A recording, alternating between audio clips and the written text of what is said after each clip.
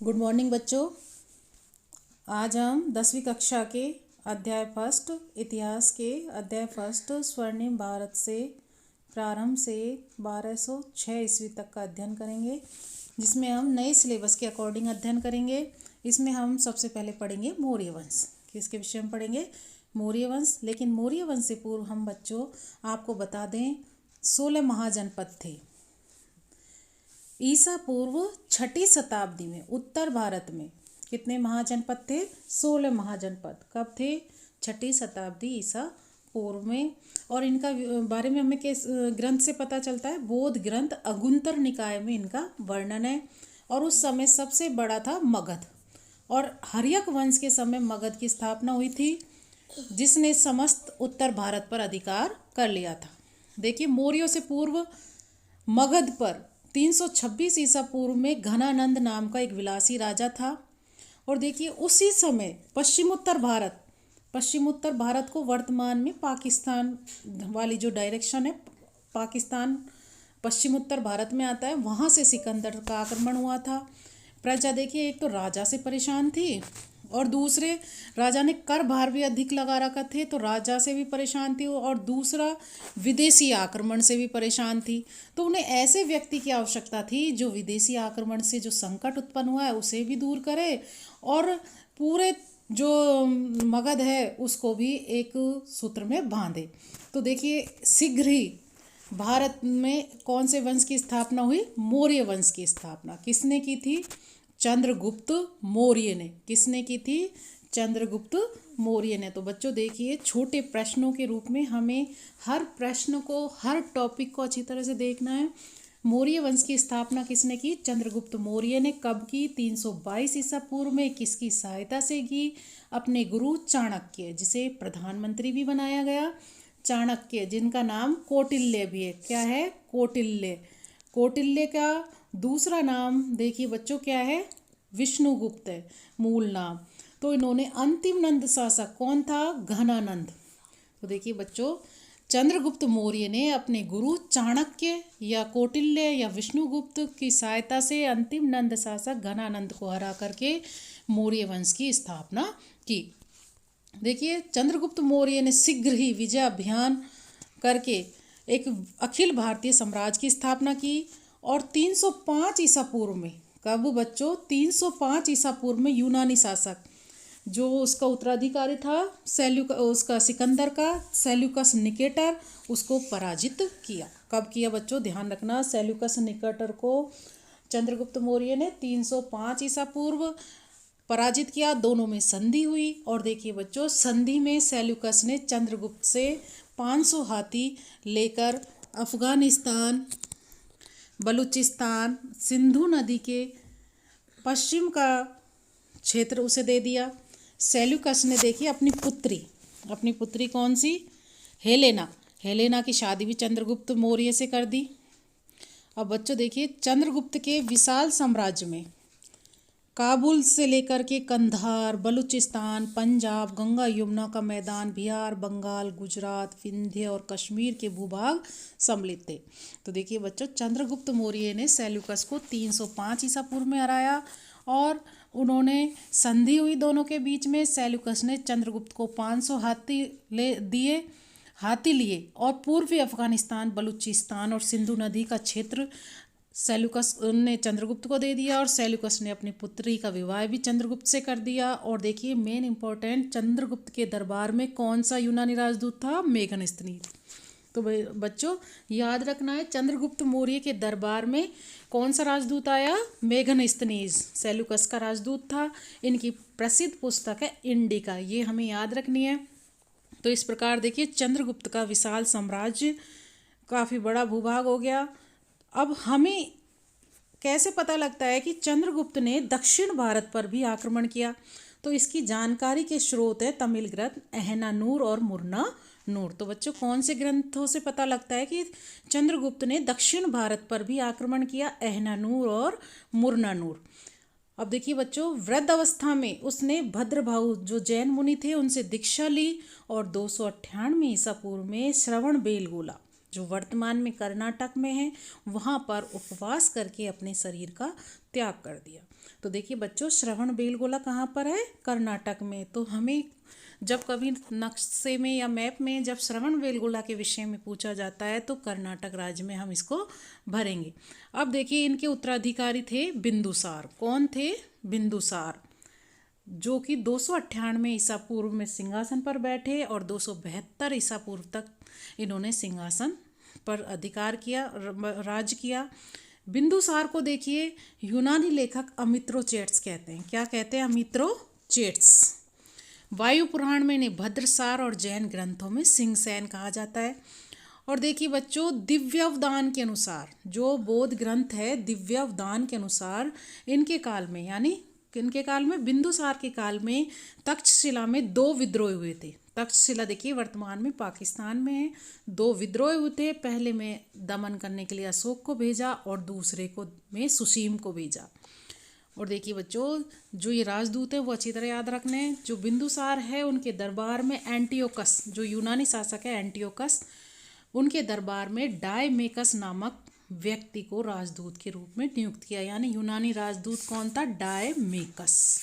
याद रखना है बच्चों, यूनानी शासक एंटियोकस प्रथम ने कौन सा राजदूत भेजा? डायमेकस। और मिस्र का फिलाडेल्फस नामक शासक ने डियानीसियस नामक राजदूत बिंदुसार के दरबार में भेजा।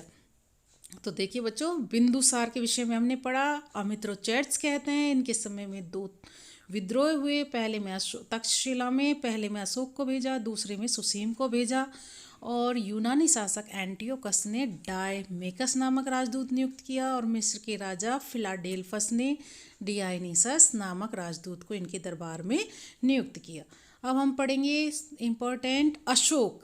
देखिए बच्चों, हम अशोक के विषय में पढ़ते हैं। अशोक बिंदुसार के पुत्र थे और इन्होंने बिंदुसार की इच्छा के विरुद्ध मगध पर सिंहासन किया। तो देखिए, अशोक ने 273 ईसा पूर्व में मगध पर अधिकार कर लिया था, लेकिन वास्तविक अभिषेक इनका 269 ईसा पूर्व में हुआ था। कब हुआ? 269 ईसा पूर्व में। यानी जब हम कोई भी अशोक के राज अभिषेक के विषय में बात करते हैं तो 269 से ही हम इनको काउंट करेंगे। तो देखिए बच्चों कि अशोक का नाम, अशोक किस अभिलेखों में मिलता है? तो दक्षिण भारत यानी कर्नाटक में मिले मास्की और गुजरा अभिलेख में इनका नाम हमें अशोक मिलता है। तो हमें प्रश्न पूछा जाता है कि अशोक का नाम अशोक किस अभिलेख में मिलता है? मास्की और गुजरा में। और अभिलेखों में अशोक को क्या कहा गया है? देवनाम प्रिय और देवनाम प्रिय दश। विदिशा की राजकुमारी से अशोक का विवाह हुआ और उनकी पुत्री थी संघमित्रा और पुत्र थे महेंद्र। अशोक के अभिलेखों में उसकी रानी कारुबाकी का भी उल्लेख मिलता है। तो देखिए बच्चों, राज अभिषेक के 7वें वर्ष, हम इस 7वें वर्ष की गणना कौन से अभिलेख उससे करेंगे? 269 ईसा पूर्व वाले उससे हम इसकी काउंट करेंगे। तो 7वें वर्ष यानी 262 ईसा पूर्व के लगभग अशोक ने कश्मीर और खोतान के क्षेत्रों पर विजय हासिल की थी। और इस प्रकार अशोक ने देखिए काफ़ी बड़ा भूभाग, तमिल प्रदेश के अतिरिक्त समूचे भारत और अफगानिस्तान का काफ़ी बड़ा भाग पर अधिकार कर लिया। और राज अभिषेक के 8वें वर्ष, काफ़ी इम्पोर्टेंट है, राज अभिषेक के 8वें वर्ष यानी 261 ईसा पूर्व जो महत्वपूर्ण युद्ध हुआ था वो कलिंग था, जिसमें 1 लाख लोग मारे गए थे। देखिए बच्चों, जो कलिंग है वो वर्तमान में उड़ीसा में, कहाँ पर है? उड़ीसा राज्य को हम कलिंग कह सकते हैं, कलिंग कहते थे पहले। तो वहाँ पर कलिंग राजा के साथ अशोक का युद्ध हुआ था, जिसे हम कलिंग का युद्ध कहते हैं, 261 ईसा पूर्व। और कब? राज अभिषेक के 8वें वर्ष। तो छोटे प्रश्नों में पूछा जाता है कि कलिंग का युद्ध कब हुआ? अशोक के राज अभिषेक के 8वें वर्ष। और सन पूछा जाता है तो 261 ईसा पूर्व। अब हाथी गुफा अभिलेख में के अनुसार, हाथी गुफा अभिलेख के अनुसार उस समय अनुमान लगाया जाता है कि कलिंग पर नंदराज का शासन था और इतने बड़े जो नरसंहार हुआ उससे अशोक का मन विचलित हो गया। देखिए बच्चों, और शस्त्र त्याग की घोषणा कर दी और उन्होंने बौद्ध धर्म को अपना लिया था। और देखिए, जो कलिंग थी उसकी राजधानी तोशली थी। तो मगध साम्राज्य के अंतर्गत जो कलिंग था उसकी राजधानी को क्या बनाया गया, तोशली। और श्रवण निंग्रोध और उपगुप्त के प्रभाव में आकर के अशोक ने बौद्ध धर्म में दीक्षित हो गया। उसने बहरी घोष के स्थान पर धम्म घोष को अपना लिया। बौद्ध धर्म स्वीकार करने से पूर्व देखिए बच्चों, एक पुस्तक है राजतरंगिणी, जिसकी रचना कल्हण ने की थी। उसके अनुसार अशोक शिव का उपासक था, लेकिन अपने गुरु मोगलीपुत्तिश, जिन्होंने बौद्ध संगति का आयोजन करवाया था, मोगलीपुत्र तिश ने, जो कि तीसरी बौद्ध संगति थी, उसके प्रभाव में आकर के इन्होंने बौद्ध धर्म स्वीकार कर लिया था। बारबड़ा की पहाड़ियों में, बराबर यानी ये बिहार में है, वहाँ पर की गुफाओं में आजीविकों यानी साधु संतों के लिए 4 गुफाओं का निर्माण इन्होंने करवाया, जिनका नाम है सुदामा, चापर, विश्व झोपड़ी और कर्ण। उसने राज अभिषेक के 10वें वर्ष में बोध गया में, यानी महात्मा बुद्ध को जहाँ ज्ञान प्राप्त हुआ वहाँ की, और 20वें वर्ष में लुम्बिनी यानी महात्मा बुद्ध का जन्म हुआ था वहाँ की यात्रा, धम्म यात्रा की थी। रुमनदेई अभिलेख से ज्ञात होता है, रुमनदेई अभिलेख जो अभिलेख है उससे हमें पता लगता है। देखिए अशोक ने अभिलेख लिखने की परंपरा चलाई थी कि उसने वहाँ की भूमि कर की दर 1/6 से घटाकर 1/8 कर दी थी। अशोक के अभिलेखों में देखिए, शिलालेखों में चोल, चेर, पांड्य और केरल के सीमावर्ती राज बताए गए, यानी पड़ोसी राज बताए गए हैं, चोल, चेर, पांड्य और केरल। अब देखिए बच्चों, अशोक ने मनुष्य की नैतिक उन्नति के लिए, यानी जीवन चलाने के लिए जिन आदर्शों की प्रतिपादन किया उन्हें हम धम्म कहते हैं। क्या कहते हैं? धम्म। और इन धम्म की परिभाषा उन्होंने 2 और 7वें स्तंभ लेख में की है। और धम्म में देखिए जो भी अच्छा काम होता है, जैसे साधु स्वभाव, सरल स्वभाव होना, कल्याणकारी कार्य करना, पाप रहित होना, व्यवहार में मृदुता, दया, प्राणियों का वध नहीं करना आदि जो भी अच्छे नैतिक कार्य होते हैं उनमें धर्म के रूप में कहा जाता है।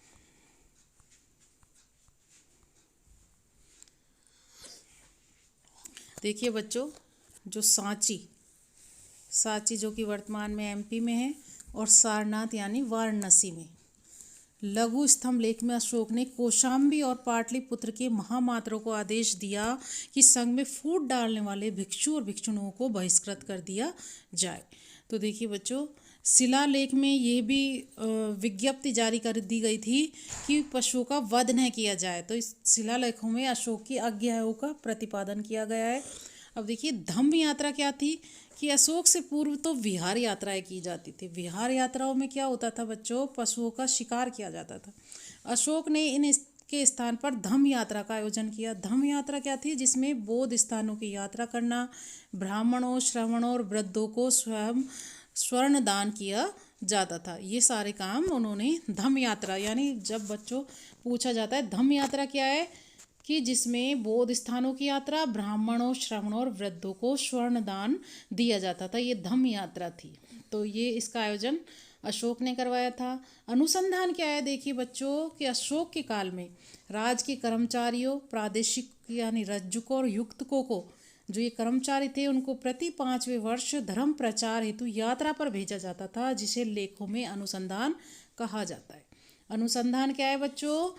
अशोक के काल में राज के कर्मचारी, कौन कौन से कर्मचारी? प्रादेशिकों, रज्जुकों और युक्तकों को प्रति 5वें वर्ष धर्म प्रचार हेतु यात्रा पर भेजा जाता था, जिसे अनुसंधान कहा जाता है। धम्म महामात्र क्या थे बच्चों? देखिए अशोक ने अपनी राज अभिषेक के 14वें वर्ष में धम्म महामात्रों की नियुक्ति की। कब की? 14वें वर्ष में। ये क्या थे? जो कि जनता में धर्म का प्रचार करते थे और उन्हें कल्याणकारी कार्य करने और दानशीलता के लिए प्रोत्साहित करते थे, और कारावास से कैदियों को मुक्त करना या उनकी सजा कम करना, उनके परिवार की आर्थिक सहायता करना आदि इन धम्म महामात्रों की कार्य थे। तो बच्चों धम्म महामात्र की नियुक्ति कब की थी अशोक ने? अपने राज अभिषेक के 14वें वर्ष में की थी। और इनके मुख्य कार्य क्या थे? जनता में धर्म का प्रचार करना, उन्हें कल्याणकारी कार्य करना और दानशीलता के लिए प्रोत्साहित करना, कारावास से कैदियों को मुक्त करना और उनकी सजा को कम करना। अभिलेख देखिए, अशोक पहला शासक था जिसने अभिलेखों के माध्यम से अपनी प्रजा को संबोधित किया। जो अभिलेख लिखे गए थे, इनकी प्रेरणा उसे किससे मिली? ईरानी राजा दारा यानी डेरियस प्रथम से मिली थी। और अशोक के जो अभिलेख है वो किस भाषा में लिखे गए हैं बच्चों? याद रखना है, अधिकतर अभिलेख ब्राह्मी लिपि में। कौन सी लिपि में? ब्राह्मी में। लेकिन जो पश्चिम उत्तर भारत यानी जो वर्तमान में पाकिस्तान है और ये अफगानिस्तान में मनसेरा और शाहबाजगढ़ी के जो अभिलेख हैं वो खरोष्टी लिपि में है। तो बच्चों सारे अधिकतर लिपि ब्राह्मी लिपि में है, जबकि मानसेहरा और शाहबाजगढ़ी इसके अभिलेख खरोष्टी लिपि में लिखे गए हैं। टोपरा से जो दिल्ली लाया गया अब एक स्तंभ लेख है। एक स्तंभ पर 7 लेख एक साथ उत्कीर्ण है। दूसरे व तीसरे अभिलेख में यवन नरेश एंटियोकस द्वितीय का उल्लेख है। अशोक को अभिलेखों को पढ़ने में पहली बार सफलता जेम्स प्रिंसेप को प्राप्त हुई थी। यानी अशोक के अभिलेख सबसे पहले किसने पढ़े? जेम्स प्रिंसेप नामक एक अंग्रेज ने। देखिए बच्चों, ताम्रपर्णी यानी श्रीलंका के राजा तिश ने अशोक से प्रभावित होकर देवनाम प्रिय की उपाधि धारण की। यानी किस शासक ने? श्रीलंका के राजा तिश ने अशोक से प्रभावित होकर देवनाम प्रिय की उपाधि धारण की। दूसरे राजाभिषेक के अवसर पर उसने अशोक को आमंत्रित किया। और देखिए, अशोक का जो पुत्र है महेंद्र, वो बोधि वृक्ष का एक भाग लेकर श्रीलंका गया था। 40 वर्ष शासन करने के बाद 232 ईसा पूर्व में अशोक की मृत्यु हो गई। अब देखिए बच्चों, अशोक की मृत्यु के बाद जो मौर्य वंश के उत्तराधिकारी थे वो थोड़े कमज़ोर थे।